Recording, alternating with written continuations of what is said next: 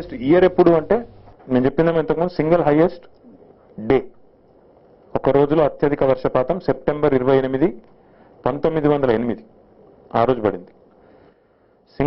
Single highest year చూసుకున్నట్టయితే 1916లో దాదాపు 140 సెంటీమీటర్ల ప్లస్ ఇంక కొంత చిల్లర సెంటీమీటర్ల వర్షం పడింది. యావరేజ్గా హైదరాబాద్లో ప్రతి సంవత్సరం 78 సెంటీమీటర్ల వర్షం పడుతుంది. కానీ ఈ సంవత్సరం ఇప్పటి వరకు ఇప్పటికే 80% అధిక వర్షపాతం, 78 సెంటీమీటర్లతో పోలిస్తే 80% అధికం, అంటే దాదాపు 1200 మిల్లీమీటర్లు 120 సెంటీమీటర్ల వర్షం ఇప్పటికే పడింది. మళ్ళొకసారి చెప్తాను నేను కన్ఫ్యూజన్ లేకుండా. సింగిల్ హైయెస్ట్ ఇయర్ ఎప్పుడు అంటే ఇప్పటి వరకు చరిత్రలో 140 సెంటీమీటర్లు 142 centimetres in 1916. Single highest day 1908, single highest year 1916. Average rainfall in Hyderabad is 77.9 centimeters. This year we already crossed 120 centimeters. ఇంకా పడుతుంది. మా అంచనా అయితే this year might end up being the highest rainfall in the history. ఎందుకంటే అప్పుడు వచ్చింది 142. ఈ సంవత్సరం ఇప్పుడున్న లెక్కల ప్రకారం ఇంకా 2 నెలలు ఇంకా ఉంది కాబట్టి, 2.5 నెలలు ఇంకా ఉంది కాబట్టి చూసుకుంటే అకాల వర్షాలు కూడా పడుతున్నాయి కాబట్టి చూసుకుంటే this year might just end up being the highest rainfall in the history of Hyderabad. కాబట్టి ముందుగా మిత్రులందరూ కూడా అర్థం చేసుకోవాల్సింది ఏంటంటే ఇది 100 ఏళ్లకు ఒకసారి జరిగే లాంటి ఒక అసాధారణమైన వర్షపాతం, అసాధారణమైన సందర్భం. ఎందుకంటే నేను కూడా హైదరాబాద్లో 40 ఏళ్ల నుంచి ఇక్కడే ఉంటున్నాను. నేను కూడా ఎప్పుడు ఇట్లాంటి పరిస్థితి చూడలేదు. 2020లో కూడా 2000లో పడింది. ఇయర్ 2000లో బేగంపేటలో ఒక ఏరియాలో 24 సెంటీమీటర్లు పడింది. కానీ ఈ year highest rainfall was in Ghatkesar 32 centimetres, in Cherlapalli 30 centimetres. Single highest single day. కాబట్టి ఒక అసాధారణమైన పద్ధతుల్లో మరి ఈ వర్షాలు పడతా ఉన్నాయి. అది కూడా ఇదివరకేమో వర్షాలు పడతాయి నార్మల్గా, కానీ వర్షాలకు సంబంధించి 3 ముఖ్యమైన సూచనలు ఉంటాయి. ఇంటెన్సిటీ, డ్యూరేషన్, ఫ్రీక్వెన్సీ, IDF అంటారు. Intensity, duration and frequency. ఉధృతి, ఎంత సమయం పడుతుంది, ఎంత ఫ్రీక్వెంట్గా పడుతుంది. ఈసారి మరి క్యూములో నింబస్ అని మేఘాలు పేర్కొంటా ఉన్నాయని చెప్తా ఉన్నారు. వాటి వల్ల అసాధారణమైన పద్ధతుల్లో క్లౌడ్ బర్స్ట్ జరుగుతూ ఉంది. ఒకటేసారి ఆకాశం చిల్లుపడ్డట్టు పెద్ద సంఖ్యలో పెద్ద మొత్తంలో వర్షం పడడం, పడ్డప్పుడే కుంభవృష్టి 1-2 గంటల్లోనే మొత్తం కుమ్మరించిపోవడం, దానివల్ల మరి ఈ వరద లాంటి పరిస్థితులు ఉత్పన్నమవుతూ ఉన్నాయి. అయినప్పటికీ GHMC అదే రకంగా ఇతర ప్రభుత్వ యంత్రాంగం, రెవెన్యూ సిబ్బంది కానీ, పోలీస్ సిబ్బంది కానీ, GHMCలో మనం ఏర్పాటు చేసుకున్న డిజాస్టర్ రెస్పాన్స్ ఫోర్స్ కానీ నిరంతరం శ్రమిస్తూ ఉన్నారు, నిరంతరం కష్టపడుతూ ఉన్నారు. అందువల్లనే చాలా మంది ప్రాణాలు కూడా మనం వారిని కాపాడగలిగామని చెప్పి కూడా మేము అనుకుంటా ఉన్నాం. ఎందుకంటే వేల మందిని ఇప్పటికే GHMC సహాయక చర్యల ద్వారా పునరావాస కేంద్రాలకు తరలించింది. వారికి సంబంధించిన భోజనం కానీ, మందులు కానీ, వారికి సంబంధించిన ఇతర అవసరాలు కానీ అవన్నీ కూడా చూసుకుంటూ పోవడం వల్లనే ప్రాణ నష్టం చాలా మేరకు తగ్గించగలిగాం. ఇంకా కూడా ఇంటెన్స్గా డ్రైవ్ చేస్తూ ఉన్నాం. ఇప్పటి వరకు మాకున్న అంచనాలు, మాకున్న అవగాహన ప్రకారం, ఎందుకంటే ఇంకా వర్షాలు ఉన్నాయి, రాబోయే 3 రోజుల్లో ఇంకా ఉధృతంగా ఉన్నాయని చెప్తా ఉన్నారు.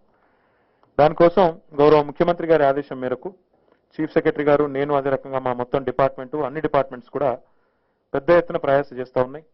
ఒక 80 మంది స్పెషల్ ఆఫీసర్స్ని కూడా హైదరాబాద్ అదే రకంగా చుట్టుపక్కల ఉండే మున్సిపాలిటీల్లో ప్రత్యేకంగా దీనికోసం నియమించాం. వారు ఏం చేస్తారు అంటే 80 మంది సీనియర్ అధికారులు వారు ఏం చేస్తారు అంటే మొట్టమొదటిది ఎప్పుడైనా కూడా ఏ డిజాస్టర్లోనైనా ఏ రకమైన ఇలాంటి పరిస్థితి ఉత్పన్నమైన 3 భాగాలు ఉంటాయి. ప్రీ డిజాస్టర్, డిజాస్టర్ రెస్పాన్స్, ఆ తర్వాత రిలీఫ్ అండ్ రీహాబిలిటేషన్, 3 భాగాలుగా ఉంటుంది. ప్రీ డిజాస్టర్లో ఏం చేస్తామంటే ఎప్పుడైనా కూడా ఇప్పుడు వర్షం ఫలానా చోట పడే అవకాశం ఉంది అన్నప్పుడు సహజంగా అక్కడ ఉండే లో లయింగ్ ఏరియాస్ అన్ని, లోతట్టు ప్రాంతాలన్నింటినీ కూడా అక్కడ ఉండే ప్రజల్ని అప్రమత్తం చేసి వారిని తరలించడం, వారిని అక్కడి నుంచి తరలించి సేఫ్గా ఉండేటట్టు చూసుకోవడం నెంబర్ 1 పని. రెండవది, ఆస్తి నష్టం జరిగినా పర్వాలేదు కానీ ప్రాణ నష్టం జరగకూడదన్న ఉద్దేశంతో ఈ శిథిలావస్థలో ఉన్న బిల్డింగ్స్ కానీ లేదా స్ట్రక్చరల్ వీక్నెసెస్ ఉన్న బిల్డింగ్స్ కానీ వాటిని గుర్తించి అక్కడ ఉండే వారందరినీ కూడా తరలించడం, ఇవి చేస్తాం. లోతట్టు ప్రాంతాలు కానీ ఇట్లాంటి బిల్డింగ్ సరిగా స్ట్రక్చరల్ లోపాలున్న బిల్డింగ్లు కానీ శిథిలావస్థలో ఉన్న బిల్డింగ్లు కానీ అవి ఎప్పటికప్పుడు ఫ్రీక్వెంట్గా రెగ్యులర్గా చేసే ఎక్సర్సైజ్. వీటితో పాటు రిలీఫ్ క్యాంప్కి తరలించిన తర్వాత అక్కడ వారికి భోజనం కానీ, బ్లాంకెట్లు కానీ, మందులు కానీ, మంచినీరు కానీ, టాయిలెట్స్ కానీ ఇవన్నీ కూడా పెద్ద ఎత్తున ప్రొవైడ్ చేస్తూ ఉన్నాము. అన్నపూర్ణ సెంటర్స్ అక్కడే పెడతా ఉన్నాం. వాటితో పాటు ఎక్కడికక్కడ మెడికల్ క్యాంప్స్ పెడతా ఉన్నాము. వాటితో పాటు ఎక్కడికక్కడ వారికి సంబంధించిన మొత్తంగా కట్టుబట్టలతో అక్కడ చేరుకున్న వారికి తాత్కాలికంగా ఇప్పుడు రేషన్ కిట్లు కూడా 37,000 రేషన్ కిట్లు, అందులో ఇప్పటికే నిన్న సాయంకాలానికి 18,700 కిట్ల డిస్ట్రిబ్యూషన్ పూర్తయింది. మిగతా కూడా పూర్తి చేస్తాం. ఒక్కో కిట్లో వారికి నెలకు సరిపడా బియ్యం, పప్పు, ఒక మొత్తం 11 రకాల వస్తువులు అన్ని కూడా అందులో పెట్టి, టీ పొడితో సహా అన్ని కూడా పెట్టి దాదాపు 2,800 రూపాయలు విలువ చేసే కిట్టు, వాటితో పాటు బ్లాంకెట్స్ ఇవన్నీ కూడా 37,000 కిట్స్ కూడా ఇస్తా ఉన్నాం. వీటితో పాటు ఇంకా చాలా పెద్ద ఎత్తున పునరావాస కార్యక్రమాలు ఇంతకుముందు నేను చెప్పిన స్పెషల్ ఆఫీసర్స్ కానీ, మా డిప్యూటీ కమిషనర్స్ కానీ, స్థానికంగా ఉండే ఇన్స్పెక్టర్స్ కానీ, స్థానికంగా ఉండే ఎలక్ట్రిసిటీ ఇంజనీర్స్ కానీ, అదే రకంగా స్థానికంగా ఉండే మెడికల్ ఆఫీసర్స్ కానీ సంయుక్తంగా వీరందరూ కలిసి ప్రయత్నం చేస్తూ ఉన్నారు. కాబట్టే మనం ఒకవైపు ఈ పునరావాస చర్యలు, మరొక వైపు ఆరోగ్యపరమైన అంశాలు. ఎందుకంటే ఇలాంటి వరదలు వచ్చిన తర్వాత సహజంగా నెక్స్ట్ వచ్చేది ఏంటంటే ఆరోగ్యపరమైన ఇబ్బందులు. సో డిస్ఇన్ఫెక్షన్, శానిటేషన్ డ్రైవ్ కూడా ఇంటెన్స్ గా చేస్తూ ఉన్నాము. వాటితో పాటు ఇందాక నేను చెప్పినట్టు ఈ వీక్ ఉండే స్ట్రక్చర్స్ అన్నింటిని కూడా, శిథిలావస్థలో ఉండే స్ట్రక్చర్స్ అన్నింటిని కూడా కూల్చేస్తూ ఉన్నాం. వాటి వివరాలు కూడా నేను ఒకసారి మీకు ఇప్పుడే చెప్తాను. ఈ స్పెషల్ ఆఫీసర్స్ వీరందరూ కూడా రాబోయే 15 రోజుల పాటు ఇదే కార్యక్రమాన్ని పర్యవేక్షించాలని చెప్పి వారు నియమించడం జరిగింది. ఇప్పటికే జిహెచ్ఎంసీ వైపు నుండి ఒక 45 కోట్ల రూపాయలు ఫుడ్ సప్లై కానీ, రిలీఫ్ క్యాంప్స్ కానీ, ఇంకా అదనంగా సిబ్బందిని నియమించుకోవడంలో కానీ, ఈ రెస్క్యూ ఆపరేషన్స్ కానీ, శానిటేషన్ డ్రైవ్ కానీ వీటన్నింటి కోసం కూడా ఇప్పటికే 45 కోట్లు ఖర్చు పెట్టాం. వాటితో పాటు ఈ ఎలక్ట్రిసిటీ పునరుద్ధరణ కోసం మరి ఇప్పటికీ ఈ నిమిషానికి ఇంకా మా దగ్గర ఉన్న జిహెచ్ఎంసీ పరిధిలోనేమో మొట్టమొదటి పడ్డ స్పెల్కి నిజానికి చాలా చోట్ల నీళ్లు తీయగలిగాం. ఒక 17 చోట్ల మిగిలినాయి. కానీ మళ్ళీ వర్షం పడడం వల్ల దాదాపు 80 కాలనీల్లో ప్రస్తుతం నీళ్లున్నాయి. మొదలు పడ్డ వర్షం తర్వాత నీటిని తోడేయడము అన్ని చర్యలు చేసిన తర్వాత ఒక 17 కాలనీస్ మిగిలిండే. మళ్ళీ మొన్న పడిన వర్షానికి మొత్తం ఇప్పుడు 80 కాలనీల్లో మనం ఇంకా నీళ్లు చూస్తూ ఉన్నాం. వాటితో పాటు 54 అపార్ట్మెంట్ కాంప్లెక్స్లు, దాంతోపాటు ఒక 164 డిటిఆర్స్ అంటే మన ట్రాన్స్ఫార్మర్స్, అవి కూడా ఇంకా రిపేర్ పెండింగ్ ఉన్నాయి. మొత్తం 920 ట్రాన్స్ఫార్మర్ల రిపేర్ పూర్తయింది. ఇంకొక 164 పెండింగ్ ఉన్నాయి. ఇందులో ఎక్కువ భాగం సౌత్ హైదరాబాద్ లో ఉన్నాయి. చార్మినార్ జోన్ లో, అదే రకంగా ఎల్బీ నగర్ జోన్ లో ఎక్కువగా ఉన్నాయి. ఈ 2 చోట్ల కూడా వర్క్ నడుస్తూ ఉంది. కానీ చాలా చోట్ల కరెంటు మీ అందరికీ కూడా తెలుసు, ఎందుకంటే ఎలక్ట్రిక్యూషన్ వల్ల ఎవరు చనిపోకూడదని చెప్పి నీళ్లు నిల్వ ఉన్న చోట సహజంగానే ఎలక్ట్రిసిటీ పునరుద్ధరించే ముందు అన్ని జాగ్రత్తలు తీసుకొని పునరుద్ధరిస్తారు. కాబట్టి నీళ్లు నిల్వ ఉండడం వల్ల 80 కాలనీలో కూడా కొంత స్లోగా అక్కడ కార్యక్రమం జరుగుతోంది. బట్ అక్కడ ఉన్న వారందరినీ ఎవాక్యుయేట్ చేసిన తర్వాత ఇబ్బంది లేకుండా అది కూడా కార్యక్రమం పూర్తి చేస్తాం. వీటితో పాటు ఒక స్పెషల్ డ్రైవ్ కూడా తీసుకున్నాం శానిటేషన్ మీద. అదే రకంగా కన్స్ట్రక్షన్ అండ్ డెమాలిషన్ డెబ్రీ కూడా విపరీతంగా ఉంది, బురద విపరీతంగా ఉంది రోడ్ల మీద. దాన్ని కూడా తీయడానికి అదనంగా సిబ్బందిని హైర్ చేసుకున్నాం, అదనంగా మెషినరీ కూడా ఎంగేజ్ చేశాము. ప్రతి జోన్లో, ప్రతి సర్కిల్లో వాటిని కూడా వేగంగా ముందుకు తీసుకొని పోయే ప్రయత్నం చేస్తాం. వీటితో పాటు ఇప్పటికే మనం ఒక 60 కోట్ల పైచిలకు రూపాయలు వివిధ రూపాల్లో ఎస్పీడీసీఎల్ కానీ, metro water supply sewerage board కానీ, టీఎస్ఐఎస్సీ కానీ, ప్రభుత్వ సంస్థలు ఏవైతే ఉన్నాయో 60 కోట్ల రూపాయలు ఇప్పటికే ఖర్చు పెట్టాం. ఖర్చు పూర్తయింది. ఇంకా ఒక 670 కోట్ల రూపాయలు ఖర్చు పెట్టబోతా ఉన్నాం. కొంతమంది తెలిసి తెలియక మాట్లాడుతూ ఉన్నారు, 5 కోట్లే ఇస్తారా, 6 కోట్లే ఇస్తారని కొంతమంది అర్ధరహితంగా మాట్లాడుతూ ఉన్నారు. ఇంత పెద్ద కార్యక్రమం పూర్తి చేసేటప్పుడు సహజంగానే పెద్ద ఎత్తున డబ్బులు అవసరం. ఇప్పటికే మీకు తెలుసు, గౌరవ ముఖ్యమంత్రి గారు ఒక ఇంటరిం రిపోర్ట్ కూడా కేంద్ర ప్రభుత్వానికి పంపడం జరిగింది. ప్రభుత్వం వైపు నుంచి చీఫ్ సెక్రటరీ గారు పంపించారు. 15వ తారీఖు నాడు, అక్టోబర్ నాడు చాలా డీటెయిల్డ్ ప్రపోజల్ పంపి అందులో చాలా స్పష్టంగా చెప్పాము, హైదరాబాద్ నగరంతో పాటు రాష్ట్రంలోని పలు ఏరియాల్లో ఇబ్బందులు ఉన్నాయి ఈ వర్షం వల్ల. కాబట్టి ఈ పరిస్థితుల నుంచి మాకు తాత్కాలికంగా ఒక 1350 కోట్లు సహాయం చేయండి అని చెప్పి ప్రధానమంత్రి గారికి గౌరవ ముఖ్యమంత్రి గారు స్వయంగా ఫోన్ ద్వారా విజ్ఞప్తి చేశారు. దాంతోపాటు ఉత్తరం కూడా డీటెయిల్డ్ అకౌంట్ అంతా ఎక్కడెక్కడ ఏమేమి దెబ్బతిన్నాయని చెప్పేసి కూడా మొత్తం కూడా అందులో సబ్మిట్ చేశాం. అందులో జిహెచ్ఎంసీకి కూడా ఒక 670 కోట్ల రూపాయలు మేము నష్టం ఎంత జరిగిందని ఇప్పటిదాకా దిస్ ఇస్ ఇనీషియల్ ఎస్టిమేట్. ఇంకా మనం ఫీల్డ్కి పోయి ఇవన్నీ క్లియర్ చేసిన తర్వాత ఇంకా పెరగవచ్చు. ఒక 670 crores అందులో రోడ్స్ కానీ, డ్రైన్స్ కానీ, ట్యాంక్స్ కానీ, లేక్స్ కానీ, కొన్ని సివరేజ్ నెట్వర్క్ రిపేర్స్ కానీ, ఎలక్ట్రిసిటీ రిపేర్స్ కానీ ఇవన్నీ కలుపుకుంటే ఇంకా 670 కోట్లు మేము ఖర్చు పెట్టాల్సి ఉంటుందని చెప్పి కూడా అనుకుంటా ఉన్నాం.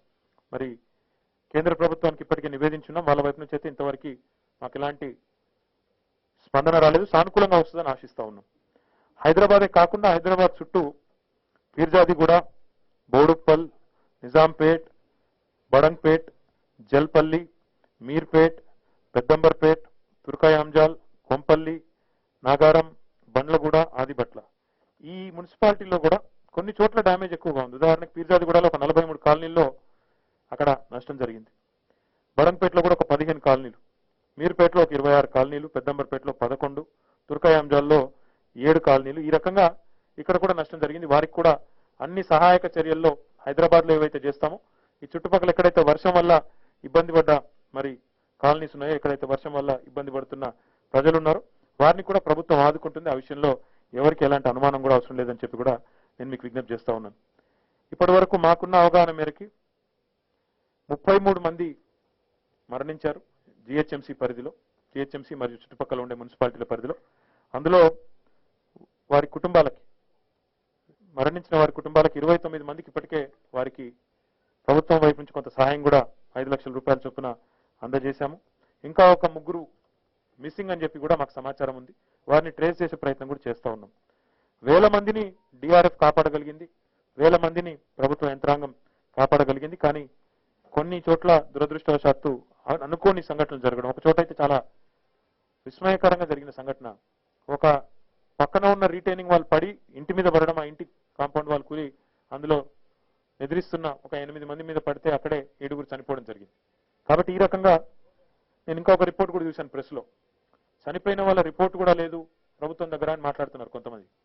అది చాలా తప్పు. దయచేసి అట్లా మాట్లాడవద్దని విజ్ఞప్తి చేస్తా ఉన్నా. ఎందుకంటే 29 మందికి వారి పేర్లతో సహా గుర్తించి వారి ఇంటికి పోయి కాంపెన్సేషన్ ఇచ్చిన తర్వాత ప్రభుత్వం దగ్గర డేటా లేదు అని సిల్లిగా ఎవరైనా మాట్లాడితే అది చాలా తప్పు అవుతుంది. దయచేసి అట్లాంటి మాటలు మాట్లాడడం కానీ ఇట్లాంటి పరిస్థితుల్లో మరి ప్రజల అధికారుల నైతిక స్థైర్యాన్ని దెబ్బతీసే విధంగా దయచేసి ఎవరు కూడా వ్యవహరించవద్దని చెప్పి కూడా విజ్ఞప్తి చేస్తూ, ఈ శిథిలావస్థలో ఉన్న బిల్డింగ్స్ ఒక స్పెషల్ డ్రైవ్ తీసుకొని దాదాపు ఈ సీజన్లో ముందే ఒక 545 స్ట్రక్చర్స్ గాను 187 ఇప్పటికే మరి వాటిని కూలగొట్టాము.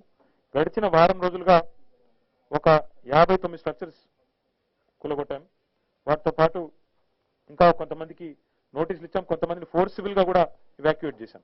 వాళ్ళు వినకపోతే శిథిలావస్థలో ఉన్నా కూడా మొండిగా మాకు కోర్టు స్టే ఉంది, ఇంకోటి ఉందని చెప్పి మొండికేస్తే కూడా పోలీసులను కూడా పెట్టి వాళ్ళని తొలగిస్తా ఉన్నాం. ఎందుకంటే ముఖ్యమంత్రి గారు మాకు చెప్పింది ఒకటే, ఆస్తి నష్టం జరిగినా పర్వాలేదు, ప్రాణ నష్టం అనేది జరగడానికి వీల్లేదని చెప్పి చాలా గట్టిగా చెప్పారు. కాబట్టి ఈ రకంగా ఎన్నో రకాల కార్యక్రమాలు తీసుకుంటూ ముందుకు పోతా ఉన్నాం. రాబోయే 3 రోజులు పెద్ద ఎత్తున వర్షాలు మళ్ళీ పడతాయని చెప్పి మాకు ఐఎండి నుంచి సమాచారం ఉంది. మేము ఎక్కడికక్కడ అలర్ట్ చేస్తా ఉన్నాం. ఒక 3 చెరువులు ఇప్పటికే తెగడం వల్ల కూడా నష్టం బాగా జరిగింది. గుర్రం చెరువు నిన్న తెగింది, అంతకుముందు పల్లె చెరువు, దాంతోపాటు అప్ప చెరువు అని రాజేంద్ర నగర్ దగ్గర. నేను రోజు చూస్తా ఉన్నాను పత్రికల్లో కానీ సోషల్ మీడియాలో కానీ చాలా మంది అంటా ఉన్నారు, నగరంలో చెరువులు అతిక్రమణకు గురయ్యాయి, నాలాలు అతిక్రమణకు గురయ్యాయి అని అంటా ఉన్నారు. వాస్తవమే, అందులో అనుమానం కూడా లేదు. మా దగ్గర రిపోర్ట్స్ కూడా ఉన్నాయి. కిర్లోస్కర్ కమిటీ రిపోర్ట్ ఉంది, వాయంట్స్ రిపోర్ట్ ఉంది, శాటిలైట్ చిత్రాలు ఉన్నాయి, ఎప్పుడు ఎక్కడ కబ్జా అయింది, ఏది కబ్జా గురైందో కూడా మా దగ్గర అన్ని కూడా ఉన్నాయి, వివరాలు ఉన్నాయి. కానీ ప్రస్తుతం మా ఫోకస్ అంతా కూడా ప్రజల్ని ఈ రాబోయే 3 రోజుల్లో జరిగే వర్షాల నుంచి కాపాడుకోవడం మీద ఉంది. తర్వాత మిగతా అంశాలన్నీ కూడా సావధానంగా మాట్లాడవచ్చు. ఎందుకంటే ఇది ఒక రోజు ఒక గంటనో ఒక గడియలోనో జరిగింది కాదు. ఈ ఆక్రమణలు కానీ, ఇళ్ల నిర్మాణాలు కానీ, నాలాలకు అడ్డంగా కబ్జాలు పెట్టడం కానీ, లేదా చెరువుల్లోకి దూరి కట్టడం కానీ, ఇది ఓవర్ నైట్ జరిగింది కాదు, ఇంకోటి కాదు. మా లక్ష్యం, మా ఆలోచన అంతా, మా దృష్టి అంతా ప్రస్తుతానికి రాబోయే 3 రోజుల్లో ప్రజలకు ప్రాణ నష్టం లేకుండా వారిని కాపాడుకోవాలన్న దాని మీద అందరం కూడా దృష్టి పెట్టి పనిచేస్తా ఉన్నాం. గౌరవ చీఫ్ సెక్రటరీ గారిని ఇప్పుడు నేను వారు కలిసి కూర్చొని సమీక్ష చేసినప్పుడు కొన్ని బోట్స్ అదనంగా కావాలేమో, ఎందుకంటే ఎక్కడికక్కడ కాలనీలన్నీ కూడా జలమయం అవుతా ఉన్నాయి. పెద్దవాళ్ళని తరలించడానికి, పెద్ద వయసులో ఉన్న వారిని తరలించడానికి ఇబ్బంది అవుతుందంటే మన దగ్గర ప్రస్తుతం మన రాష్ట్రంలోనే మన జిహెచ్ఎంసీ టీం దగ్గరే ఒక 18 బోట్స్ ఉన్నాయి. వాటికి అదనంగా ఇప్పుడే చీఫ్ సెక్రటరీ గారు ఆంధ్రప్రదేశ్ చీఫ్ సెక్రటరీతో మాట్లాడారు, కర్ణాటక చీఫ్ సెక్రటరీతో కూడా మాట్లాడారు. మా విజ్ఞప్తి మేరకు అక్కడి నుంచి కూడా దాదాపు 15 చొప్పున బోట్స్ పంపిస్తామని చెప్పి వాళ్ళు ప్రామిస్ చేశారు. సాయంత్రం వరకు చేరుకుంటాయని నియర్ బై డిస్ట్రిక్ట్స్ నుంచి తెప్పిస్తా ఉన్నాం కాబట్టి సాయంత్రం నుంచి అవి కూడా అందుబాటులోకి వస్తాయని చెప్పి నేను ఆశిస్తా ఉన్నాను. మొత్తంగా ఒక 50 బోట్స్ రెడీగా పెట్టుకుంటాము. వాటితో పాటు ఆర్మీతో కూడా మాట్లాడాము. ఆర్మీని కూడా అలర్ట్ చేశాము. మీరు అవసరమైతే మీరు రంగంలోకి దిగాల్సి ఉంటుందని చెప్పాము. ఎన్డీఆర్ఎఫ్ తో కూడా మాట్లాడాము. మాట్లాడి వారికి కూడా ఏం చెప్పామంటే అవసరమైతే హెలికాప్టర్స్ కూడా స్టాండ్ బై పెట్టండి, ఎక్కడన్నా అవసరం ఉంటే వాటిని కూడా వినియోగించాలని చెప్పాము. వారు కూడా రెడీగా ఉన్నారు. సో ప్రభుత్వం హై అలర్ట్ లో ఉంది. ఈరోజు ఇప్పుడు ఉత్పన్నమైన పరిస్థితికి ఏ ఒక్కరో, ఏ ఒక్క ప్రభుత్వమో, ఏ ఒక్క వ్యక్తో, ఏ ఒక్క సంస్థనో కారణం కాదు. దీనికి రెండు విషయాలు దయచేసి ప్రజలందరూ కూడా గమనించాలని కోరుతా ఉన్నాను. 100 ఏళ్లకు ఒకసారి వచ్చే ఇట్లాంటి ఉత్పాతం. ఇంతకుముందు నేను మీకు విజ్ఞప్తి చేశాను, 1908లో మూసికి ఇట్లాంటి వరద వచ్చింది. 1916లో హైయెస్ట్ రెయిన్ఫాల్ అప్పుడు రికార్డ్ అయింది. మళ్ళీ ఇప్పుడు దాని తర్వాత 100 ఏళ్ల తర్వాత 104 సంవత్సరాల తర్వాత అంత పెద్ద వర్షపాతం ఈరోజు నమోదైంది. కాబట్టి ఇదేదో ఒక వ్యక్తో లేక ఒక సంస్థనో ఒకరి తప్పిదమో కాదు. ఒకవైపు ప్రకృతి ప్రకోపం, మరొక వైపు మానవ తప్పిదాలు కూడా ఉన్నాయి. అందులో నేను చూడడం లేదు, నేను తప్పించుకోవాలని కూడా అనుకోవడం లేదు. మానవ తప్పిదాలు, ప్రభుత్వాల తప్పిదాలు, సమాజంలోని మనందరం కూడా మనుషులుగా ఉన్న మనందరి తప్పిదాలు, చెరువుల ఆక్రమణలు, చెరువుల్లో నాలాల్లో ప్లాస్టిక్లు, ఇష్టం వచ్చిన వ్యర్థాలు వేయడం, ఎక్కడికక్కడ ఇవన్నిటికీ సమిష్టి ఫలితం ఈరోజు మనం అనుభవిస్తా ఉన్నాం. ఇది ఒక ఓవర్ నైట్ పరిష్కారం దీనికి రాదు. ఓవర్ నైట్ దీనికి అర్జెంటుగా పరిష్కారం దొరకాలంటే దొరకదు, దీనికి సమయం పడుతుంది. కానీ ప్రస్తుతం మా దృష్టి అంతా కూడా ప్రజల ప్రాణాలు కాపాడాలి, ప్రజలను ఎట్టి పరిస్థితుల్లో ప్రాణ నష్టం లేకుండా బయటేయాలి సందర్భం నుంచి అని చెప్పి మేమందరం కూడా కలెక్టివ్గా పనిచేస్తా ఉన్నాం. ఒక విజ్ఞప్తి ప్రత్యేకంగా ఏమంటే, నేను ఇందాక మా కమిషనర్ గారిని అడుగుతున్నప్పుడు వారు చెప్తా ఉన్నారు, సార్ ఒక ఇంట్లో గ్రౌండ్ ఫ్లోర్ ఉండి పైన 2 ఫ్లోర్స్ ఉంటే పైన వెళ్ళి ఉంటున్నారు సార్, కింది గ్రౌండ్ ఫ్లోర్ మాత్రం ఖాళీ చేయించగలుగుతున్నాం, అక్కడ నుంచి ఎవాక్యుయేట్ చేస్తున్నాం, కానీ చాలా మంది పోయి పైన ఉంటాం, మాకు ఇక్కడ బాగానే ఉంది అంటున్నారు అని చెప్పి వారు చెప్తా ఉన్నారు జిహెచ్ఎంసీ కమిషనర్. ఇది మంచిది కాదు. ఎందుకంటే వరుసగా 10 రోజులు 15 రోజులు నీళ్లలో ఉంటే ఆ స్ట్రక్చర్ కూడా వీక్ అయిపోయే ప్రమాదం ఉంటుంది.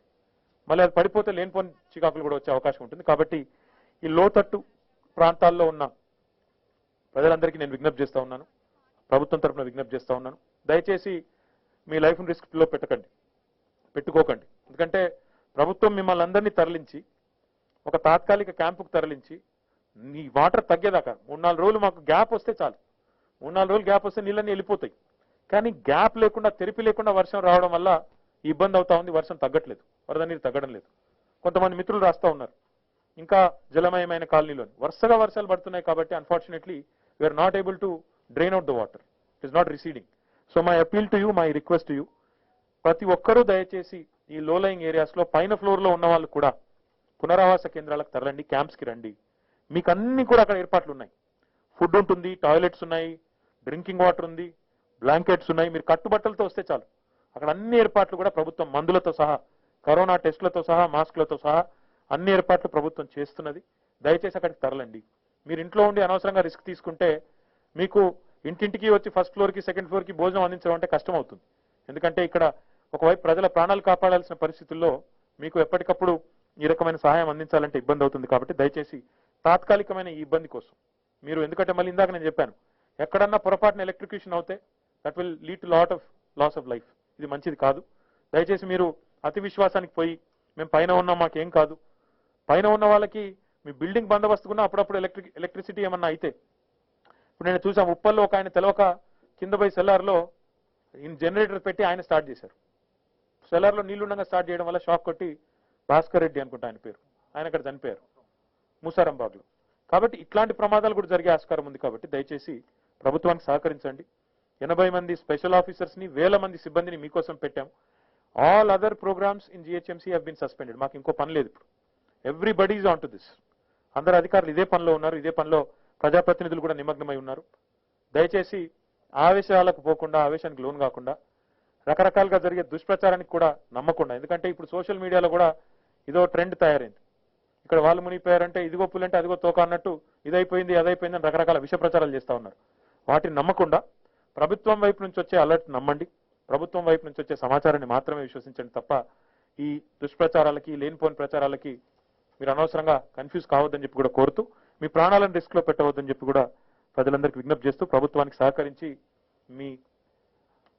మీరందరూ కూడా మరి రాబోయే రోజుల్లో కొంత సేఫ్గా ఉండాలని చెప్పి కూడా మళ్ళొకసారి విజ్ఞప్తి చేస్తూ అన్ని రకాల కార్యక్రమాలు కూడా ప్రభుత్వం తీసుకుంటుందని విజ్ఞప్తి చేస్తూ మీడియాకు కూడా ప్రత్యేకంగా మళ్ళొకసారి సమస్య ఉంటే మీరు మా దృష్టికి తీసుకోనండి. Of course you can bring it to our notice. Of course you can tell us exactly what needs to be done, which areas need to be attended to.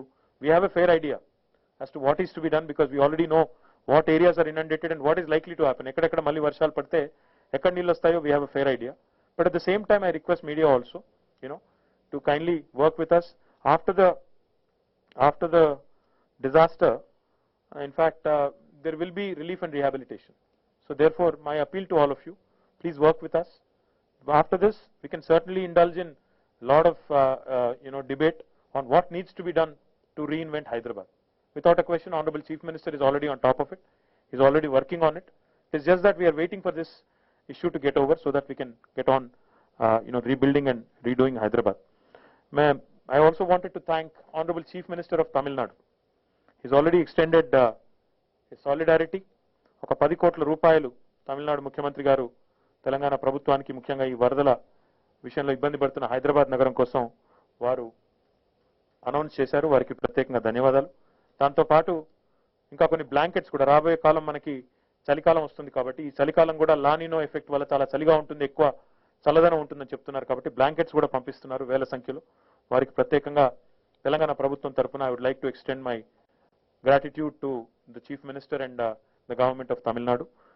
मैं बाकी मित्रों से भी मैं यही कहना चाहूँगा कि जो भी आज हैदराबाद शहर है, हैदराबाद में खासकर हमारे पुराना शहर में जितने भी भाई हैं जिनको आज गुर्रम चेरुवु या वहाँ बुरहान चेरुवु, अपा चेरुवु, पल्ले चेरुवु इन सब की वजह से तकलीफ हुई है, खासकर जो कॉलोनीज अल जुबैल कॉलोनी जैसे कॉलोनी, नदीम कॉलोनी जैसे कॉलोनी जहाँ पे आज बहुत सारे लोग, एक हाफिज बाबा नगर, सारे ही जगह जहाँ कहीं बहुत सारे लोग आज मसाइल में हैं, उन सबसे भी मेरी गुजारिश यही है कि आप वहाँ से इवैक्यूएट करने में आप गवर्नमेंट का, हुकूमत का मदद दें, क्योंकि आप पहले माले पे भी हो सकते हैं, दूसरे माले पे भी हो सकते हैं, बट तकलीफ बोल के नहीं आती है. इसीलिए आप कोऑपरेट करें, कैंप में आ जाएं और जैसे ही पानी निकल जाता है आप घर वापस जा सकते हैं. बट पहली बात, गवर्नमेंट की जो एफर्ट है, लाइफ लॉस नहीं होना चाहिए करके इसमें जरा आप सब लोग हमारी मदद दें. और I request all corporators of Hyderabad, all MLAs of Hyderabad, all MLCs and MPs of Hyderabad to please take part, and all NGOs and all public representatives to take part in relief operations, take part in rescue operations. Please ensure that you reach out to everybody and work with the government in reaching and relocating all of them to relief camps and ensure that there is no life loss. Once again, I'd like to thank you all, and I also would appeal to the media. We can indulge in a debate later. We can most certainly debate whose fault it is. Tu mai can be deferred for a little bit of a time. I request you all to kindly focus and also make us aware. If there is a problem somewhere, if our help has not reached, please tell us. We are happy to get your constructive feedback. We can all indulge in a larger discussion after this issue, is subsided. Thank you. We're open to questions. Like I said, about 33 people have lost lives in GHMC and adjoining municipal areas, and out of which 29 families have already been compensated from government as per the existing government orders. 4 people are yet to be compensated. 3 people are missing. I am only confining myself to municipal areas and adjoining areas. I am not talking about the entire state. I am only talking about Hyderabad and adjoining areas. So out of 33, 29 have been compensated. Like I said, 3 people are still missing. We are tracing them. More than 37,000 families have been shifted to relief camps. But what happens is, this is not like a cyclone where people have to stay in a camp for 15 days. What is happening? Jaisa pani वापस जा रहा है, people are going back. So as we speak right now, there may be 2,000 plus people in the camps. But unfortunately, what's happening is, as and when the water recedes, they are going back. थोड़ा भी अगर उनको, अब होता ये है भाई कि पानी थोड़ा भी निकल जाए तो हर किसी को घर जाने का मन रहता है, घर जाके साफ सफाई करना होता है, देखना होता है कि कितना नुकसान हुआ है, क्या है. तो we can't really put a number because it's a dynamic situation where నీళ్లు తగ్గాయనగానే వాళ్ళు వెళ్ళిపోతున్నారు వెనక్కి. వెళ్ళిపోయి ఇంట్లో మొత్తం సాఫ్ చేసుకోవాలి, మనీ చూసుకోవాలి, మొత్తం ఏం జరిగింది ఏం లేదని చూసుకోవాలి. We've been able to evacuate and send about 37,000 people to camps. But like I said, right now as we speak, about 2,000 people would still be in the camps. But this afternoon there is a heavy rain prediction, so that number will be increasing. As time passes, that number will increase. like I said, IMD has already warned us that there would be heavy rainfall today accompanied by thunderstorms. So we know exactly which areas are going to be inundated. We are going to evacuate those colonies. In fact, like I said, we will go house by house and evacuate them, and we will ensure they are sent to relief camps. So thousands of people will be evacuated today, tomorrow, and day after.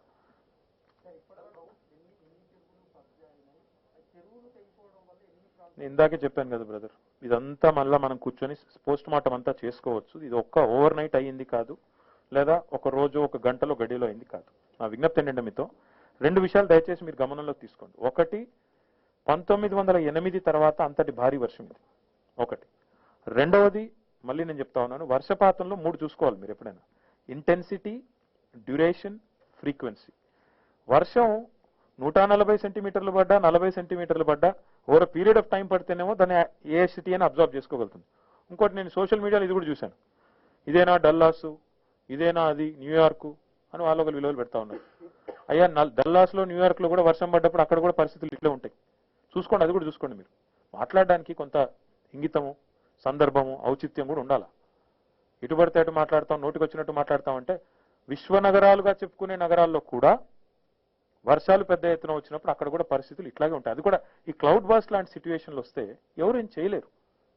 ఈరోజు ఇప్పుడు తమ్ముడు అడిగాడు ఎన్ని చెరువులు కబ్జా గురి, అవన్నీ post mortem మీకు ఇస్తాను. కిర్లోస్కర్ కమిటీ నివేదిక మా దగ్గర ఉంది. అందులో ఏం చెప్పారు, నాలాల మీద 28,000 స్ట్రక్చర్స్ ఉన్నాయని చెప్పారు. మరి అప్పటికిప్పటికి ఇంకో కొన్ని వచ్చింటాయంటే డెఫినెట్గా వచ్చింటాయి. ఎన్ని చెరువులు కబ్జా గురయ్యాయి? శాటిలైట్ ఇమేజ్ ఈరోజు నేను ఒక పేపర్లో చూశాను. 2000 సంవత్సరంలో ఎట్లుంది, 10లో ఎట్లుంది, 20లో ఎట్లుంది, 3 ఫోటోలు పెట్టినారు. క్లియర్ కనబడుతుంది అప్పుడు ఎట్లుంది చెరువు, ఇప్పుడు ఎట్లా కుదించుకొని పోయింది. కాబట్టి ఓవర్ నైట్ కాలేదు, డెఫినెట్ గా అయ్యింది, సమస్య ఉంది. దీనంతా కూడా ఈ మొత్తం ప్రజలు ఫస్ట్ ఈ సమస్య నుంచి బయటపడ్డ తర్వాత, ఈ వర్షాల నుంచి బయటపడ్డ తర్వాత దీనికి ఒక పూర్తి స్థాయి పరిష్కారం వెతకాల్సిందే, వెతికి పట్టుకోవాల్సిందే. కాబట్టి దానికి సమయం ఉంది. ఇప్పుడు ప్రస్తుతం మా దృష్టి అంతా కూడా ఈ సహాయక చర్యల మీద ఉంది. దయచేసి మీరు కూడా దానికి సహకరించాలని విజ్ఞప్తి. అంటే ప్రజలు ప్రధానంగా చెప్పింది అయితే మాకు రెండే విషయాలు చెప్పారు. ఒకటి, మాకు శాశ్వత పరిష్కారం చూపండి. నేను ఫిర్జాది కూడా పోయినా, మల్కాజ్గిరి పోయినా, దాదాపు ఒక 30-40 కాలనీస్ పోయాను. నేను ఎక్కడ పోయినా ఒకటి చెప్తున్నారు, మాకు పర్మనెంట్ సొల్యూషన్ చెప్పండి. హైదరాబాద్ అదృష్టం ఏంటంటే వీ హ్యావ్ మూసీకి న్యాచురల్ గా గ్రావిటీ ద్వారా నీళ్లు తీసుకునే శక్తి ఉంది. కానీ నీరు పల్ల మెరుగు అంటారు. నీరు పల్ల మెరుగు కరెక్టే, కానీ పల్లానికి పోదామంటే నీటికి అడ్డంకులు కట్టాం. ఆ అడ్డంకుల వల్ల నీళ్ళు ఈరోజు ఇళ్లలోకి వస్తా ఉన్నాయి. చెరువుల్లో ఉండాల్సిన చోట కాలనీలు ఉన్నాయి, ఆ కాలనీలోకి ఇల్లు. ఇప్పుడు అంటే బాధ, ఎక్కడైనా పోయి నేను ఆ కాలనీలో మీరు ఇక్కడ ఎందుకు కట్టుకున్నారు అంటే వాళ్ళ కోపం వస్తుంది. మీరే కదా పర్మిషన్ ఇచ్చారు అంటే, నేను ఇచ్చానా, నా వెనకాల ఉన్నాయని ఇచ్చాడా, ఆయన అంతకంటే ముందు నేను ఇచ్చాడా, నాకు పక్కన పెడితే మీరే ఇచ్చారు కదా అంటారు. మీరే ఎల్ఆర్ఎస్ పెడుతున్నారు, మీరే బీఆర్ఎస్ పెడుతున్నారు.